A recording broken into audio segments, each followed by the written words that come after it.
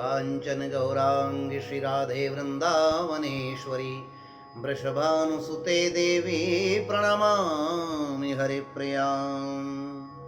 सभी दर्शकों को सप्रेम जय श्री राधे कृष्ण, जय माता दी। आशा करता हूँ आप सभी भगवत कृपा से अपने अपने परिवार में, अपने अपने घरों में सकुशल होंगे। मंत्र जाप की इस परम पवित्र पावन सीरीज के वीडियो संख्या द्वितीय संख्या के वीडियो में, दूसरी वीडियो में आपका हार्दिक स्वागत है। पहले वीडियो में हमने गोमुखी से लेकर के मंत्र जप की शास्त्रीय परंपरा में कैसी गोमुखी होनी चाहिए, जो माला जपने के लिए हम थैली का प्रयोग करते हैं, उसका विस्तृत शास्त्रीय विवेचन दिया है। आज के वीडियो में आज का जो मुख्य विषय है वो है माला और आसन।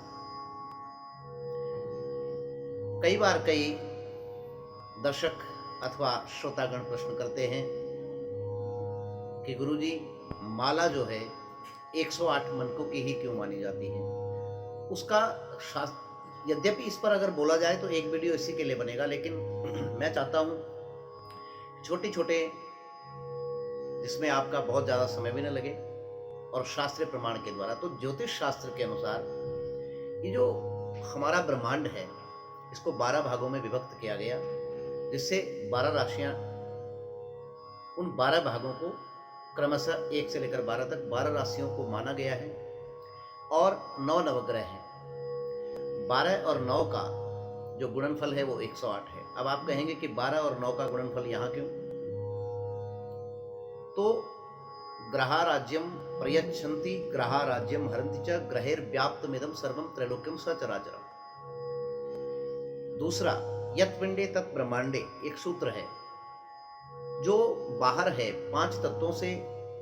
ये सारा ब्रह्मांड 5 तत्व इसमें भी काम कर रहे हैं, हमारे शरीर के अंदर भी काम कर रहे हैं। जो सारा बाहर ब्रह्मांड में व्याप्त है वही ऊर्जा, वही तत्व हमारे शरीर में भी कार्य करते हैं। इस प्रकार से हमारा और ग्रहमंडल का, राशि मंडल का बहुत अभिन्न संबंध है। 27 नक्षत्र सज्जनों होते हैं। 27 नक्षत्र के, प्रत्येक नक्षत्र के 4 चरण हैं। 27 और 4 का गुणनफल भी 108 माना गया है अंगिरा स्मृति के अनुसार। अब हम, ये तो माला का हो गया। एक ग्रंथ है हिरण्य तंत्र, उसमें लिखा गया है कि धन प्राप्ति के लिए अगर आप उपासना कर रहे हो तो 30 मनके की माला, कामना सिद्धि के लिए 27 मनकों की माला, तथा सभी प्रकार के सिद्धि प्राप्ति के लिए अथवा सभी प्रकार के आध्यात्मिक, आधिदैविक, भौतिक उत्थान के लिए 108 मनकों की माला श्रेष्ठ बताई गई है। हमारे सनातन धर्म का जो निर्णय होता है, जिसमें कर्मों का क्या करना चाहिए और क्या नहीं करना चाहिए, विधि और निषेध, ये स्मृति ग्रंथ, वेदादि ग्रंथ इसको सुनिश्चित करते हैं। वेदांत आदि ग्रंथों में भी 3 प्रकार के कर्मों का प्रतिपादन किया गया है: नित्य कर्म, नैमित्तिक कर्म और निषिद्ध कर्म। तो विशेषतः कर्मकांड में, पूजा में, भक्ति में आदि में विधि और निषेध का सूत्र लागू होता है। अंगिरा स्मृति में कहा गया है, बिना दर्भस्य यत्कृत्यं सच्चदानं विनोदकम् असंख्यातम तु यज्जप्तम तत्सर्वम निष्फलम भवेत्। बिना संख्या के, यह उस जप की मैं बात कर रहा हूं जो आपने किसी संकल्प को लेकर, किसी कामना की सिद्धि को लेकर के और किसी विशेष गुरु अथवा किसी विशेष सुयोग विद्वान के द्वारा निर्देशित, निर्दिष्ट मंत्र का, विशेष कामना सिद्धि के लिए जो आप मंत्र जप करते हैं, दुर्गा जी का, भगवती महाकाली का, लक्ष्मी जी का, किसी कामना की पूर्ति के लिए, उसमें विधि और निषेध का नियम संपूर्ण रूप से लागू होता है। उसका उल्लंघन सर्वनाश ही करता है, विपरीत फल ही देता है। इसलिए इस निवेदन को, इस प्रार्थना को समझने का प्रयत्न करें। असंख्यातम तु यज्जप्तम, जो बिना संख्या के जप किया गया, क्योंकि प्रत्येक मंत्र में उसकी निर्दिष्ट संख्या बताई गई है। जिस प्रकार गायत्री का मंत्र है, तो गायत्री मंत्र की जो पुरस्चरण की संख्या है वो 24 लाख है, अथवा ऐसा शास्त्र का निर्देश है कि जितने अक्षर का आप मंत्र जप कर रहे हो, वह मंत्र उस मंत्र के एक अक्षर को कम से कम 1 लाख, यानी अगर 12 अक्षर का मंत्र है उसका पुरस्चरण 12 लाख होगा। 8 अक्षर का मंत्र है उसका पुरस्चरण यानी उसकी सफलता चरम पर वो मंत्र फल प्रदाता और सिद्धि प्रदायक तब माना जाएगा कि अगर 8 अक्षर का है तो 8 लाख, एक अक्षर का 1 लाख जप, इसको पुरस्चरण कहते हैं। इसलिए यहां संख्या का महत्व प्रतिपादित हो जाता है। यहां हम माला के स्वरूप पर विचार करेंगे, वही आज हमारा विषय है। यदि आप गणपति के उपासक हैं, पिछले वीडियो में मैंने पंचदेव उपासना की आपको बात समझाई थी। आदि जगतगुरु शंकराचार्य महाराज जो सनातन धर्म के अंदर भगवान का ही उनको स्वरूप माना जाता है, भगवान महादेव के अवतार माने जाते हैं। भगवान शंकराचार्य जी के अनुसार वही वैष्णव है, वही सनातन धर्मी है जो 5 देवों की उपासना करता है। वर्तमान समय में इसमें विकृति आ गई है क्योंकि शास्त्रों का अध्ययन लोग करते नहीं, केवल वैष्णव तिलक और तुलसी कंठी धारण करने मात्र से आप वैष्णव नहीं हो जाते।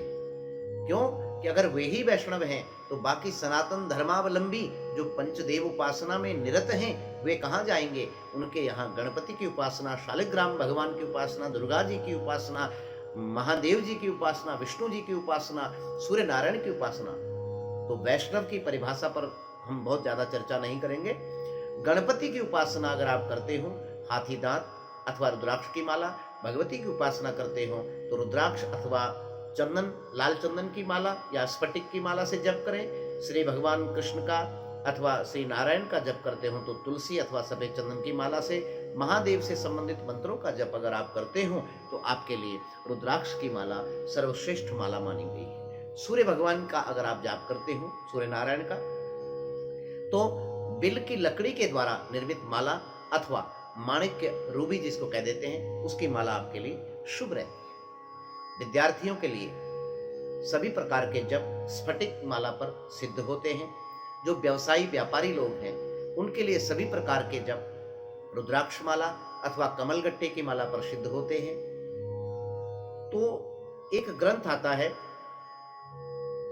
धन प्राप्ति के लिए अगर आप जप करते हैं तो कमलगट्टा अथवा लाल चंदन की माला। एक ग्रंथ का नाम है कालिका तंत्र, उसमें एक विशेष श्लोक लिखा गया है, शंख माला से 100 गुना, मूंगे की माला से 1000 गुना, कमलगट्टा कौल डोडे जिनको कह देते हैं, कमल के बीजों की माला से 10 लाख, कुशा की माला से 100 करोड़ और रुद्राक्ष की माला से हमें अनंत संख्यात्मक अनंत गुना फल प्राप्त होता है। अब विशेष निषेध क्या है? जप के पश्चात जब जप पूरा हो गया, माला को मस्तक से लेकर शिखा तक स्पर्श करें। वाम हस्तेन न स्पर्शेत, बाएं हाथ से माला को स्पर्श नहीं करना चाहिए। कलाई जप करने की जो माला है उसको कलाई में अथवा गले में धारण भूलकर भी न करें, इससे नकारात्मक ऊर्जा उत्पन्न होती है। 2 मेटल्स की अथवा मोती या रुद्राक्ष की मिक्स माला, मूंगा या रुद्राक्ष की 2 पदार्थों की माला, उसे जप न करें। एक और महत्वपूर्ण बात, परिवार में एकाधिक सदस्य होते हैं, एक दूसरे की माला से अपना जप कभी नहीं करना चाहिए। सबकी अलग अलग गोमुखी अलग अलग माला होनी चाहिए। जो अधीक्षित है, जो वैष्णव नहीं है, जो पंचदेव उपासना पद्धति में दीक्षित नहीं है, गुरु के द्वारा दीक्षित नहीं है, उसको भी अपनी माला का स्पर्श नहीं करने देना चाहिए। शास्त्रों में यहां तक कह दिया है कि जो माला है गुरुरपि न दर्शयेत, अपने गुरुदेव भगवान को भी अपनी माला का दर्शन नहीं कराना चाहिए। इतनी गुप्त इसको रखना चाहिए। वैष्णव मंत्र है, श्री कृष्ण भगवान आदि का मैंने पहले बता चुका हूं। नारायण से संबंधित मंत्र है तो तुलसी की माला सर्वश्रेष्ठ, बाकी सभी मंत्रों के लिए रुद्राक्ष की माला श्रेष्ठ है। उड्डीस तंत्र एक ग्रंथ है, उसमें लिखा गया है, रुद्राक्ष मालया जपतो मंत्र सर्व फल प्रदः। रुद्राक्ष की माला के द्वारा किया गया संकल्पित जप सभी प्रकार के फल की पूर्ति करके अभिलाषाओं की पूर्ति करता है। माला को जप से पूर्व हमेशा प्रणाम करके ही अथवा संक्षिप्त पूजन करके ही जप आरंभ करना चाहिए। जप से पूर्व माला को प्रणाम करें, जप के अंत में भी माला को प्रणाम करना चाहिए। माला को कई बार हम क्या करते हैं कि कहीं से भी माला उठाई और गंगा जल के छींटे लगाए और जपने बैठ गए, ऐसा नहीं करना चाहिए। माला का संस्कार अवश्य करना चाहिए। असंस्कारित माला से किया हुआ जप सर्वथा निष्फल हो जाता है। गुरु प्रदत्त गुरुदेव भगवान ने अगर माला दी है तो वह स्वयं संस्कारित है, अथवा तो माला को संस्कार की जो विधि है हम आगे आपको बताने का प्रयास करेंगे, क्योंकि थोड़ी सी विस्तृत विधि है। अथवा किसी विद्वान से जाकर के, सुयोग्य विद्वान से जाकर आप माला को संस्कारित करवा सकते हैं।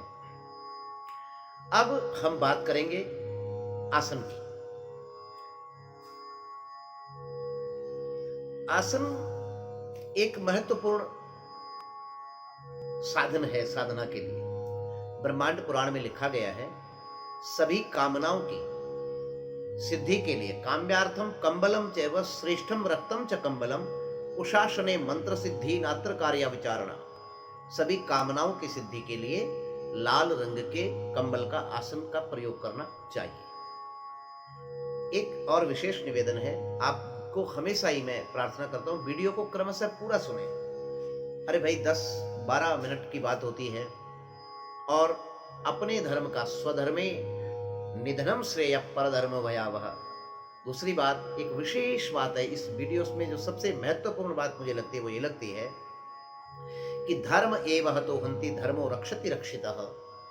जो व्यक्ति, जो मनुष्य अपने धर्म की रक्षा करता है, समस्त ज्वरा भय व्याधि मृत्यु अकाल मृत्यु अपमृत्यु से साक्षात धर्म उसकी रक्षा करता है। और जो अपने धर्म का नाश करने पर तुला हुआ है, अपने धर्म का नाश करने के लिए जो संकल्प मात्र भी मन में ले लेता है, साक्षात धर्म नाना प्रकार के क्लेश के रूप में, नाना प्रकार की आदि व्याधियों के रूप में उसका नाश करने के लिए प्रस्तुत हो जाता है। इसलिए अपने धर्म का, अपने नियमों का निष्ठा से और दृढ़ता से पालन करें। हमेशा जो मैं वीडियो बनाता हूं, इसके डिस्क्रिप्शन बॉक्स को आप अवश्य एक बार देखें, क्योंकि उससे जो मैंने बोला है, जो मैंने वीडियो में आपसे निवेदन किया है, शास्त्रीय प्रामाणिक पुष्टि हो जाती है। जितना वीडियो में नहीं बताया जाता उससे अधिक डिस्क्रिप्शन बॉक्स में दिया होता है। तो अब हम आसनों पर बात करते हैं। कामना सिद्धि के लिए ऊनी वस्त्र, अगर आप लक्ष्मी कुबेर आदि की उपासना कर रहे हो तो रेशमी वस्त्र, कोई रोग शरीर में आ गया हो और किसी के द्वारा रोग दूर करने के मंत्र को जाप कर रहे हो तो उषा का आसन, संतान प्राप्ति के लिए अगर किसी मंत्र का जाप कर रहे हो तो उषा का आसन। कई बार हमारी बहन बेटियां अथवा भाई लोग, हमारे बच्चे वैवाहिक विलंब को, शादी में आने वाली बाधाओं को दूर करने के लिए किसी मंत्र का जप करते हैं, उनके लिए ऊन का आसन है। भाग्य बार बार बाधाएं दे रहा है तो रेशम का आसन। और कंबल सर्वश्रेष्ठ बतलाया गया है, श्रेष्ठम च रक्त कंबलम। सात्विक पूजा में, सात्विक मंत्रों के जाप में रुद्राक्ष की माला अथवा तुलसी की स्फटिक की माला और लाल रंग का कंबल। यहां तंत्र से संबंधित कोई ना तो मेरा विषय है ना ही मैं बात करूंगा। और श्रद्धापूर्वक, निष्ठापूर्वक परिवार में माला सभी के अलग अलग हो, प्रयास रहे कि आसन भी सभी के अलग अलग हो।